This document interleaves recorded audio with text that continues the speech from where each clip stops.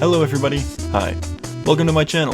While I'm generally doing something that challenges my gaming ability, today will be a little different. Today I'm talking about the old school game collections on Switch, and more specifically the rewind function. And more specifically, whether or not it's a good thing people are armed with it at all times when playing these older games. To start this conversation, let's go over what I consider to be the negatives of the rewind function. So you're playing Super Mario Bros. Nothing wrong with this, we've all done it a million times. Let's say you get to World 8 Castle with the Fire Flower, and right before you get to the end, take a hit of damage and lose our easy kill on Bowser. How likely is it that you rewind to keep the power up instead of just completing the stage? I guess it's not for me to say, but be honest. Speaking from experience, I don't think I know a single person that would play through the whole game without rewinding back a few situations. The reason I list this as a negative is that I don't think anyone will beat Ghosts and Ghouls legit ever again.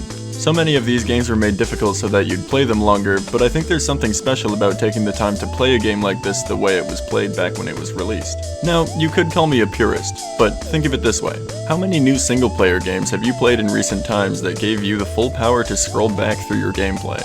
Better yet, how many times have you even thought about reversing time while playing recent games? It's not how most games are meant to be played, and there's a reason for that. Gaming will usually call upon some sort of skill in order to incite a challenge. Without a challenge, there is no game.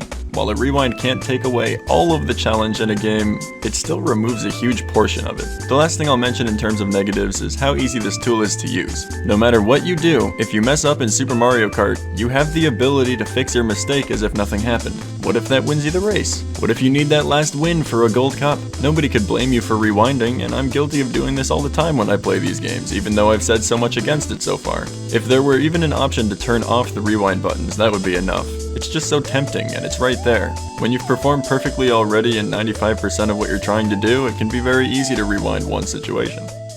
But let's switch it up. There is a large and very fair argument to be made for the existence of such a rewind tool. Children.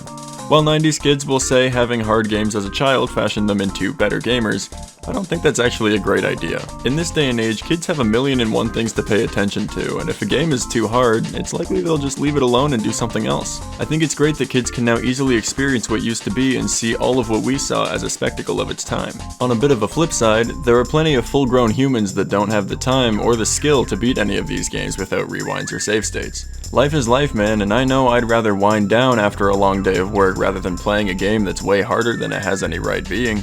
Not to mention, these games are free with Nintendo's online subscription. You're not really paying for any one game here, so it's not really something that demands your full attention. Overall, everybody, I think this feature is great. I've never seen this style of essentially creating one save state per second in order to rewind your gameplay to your liking, and on top of it all, it works really well. Even though I don't like to rewind much myself these days, it's served me well many times in the past, and I understand its use. I guess what I'm trying to say with this video, while the feature is awesome, it often becomes a crutch in the hand of the gamer. This isn't necessarily a bad thing, but I want to end this video by challenging all of you to play through one whole game from these collections without rewinding. Doesn't matter what you play, just work with your mistakes, see what happens, get a bad score, fail a stage, lose your lives. And with that, everybody, I'm out.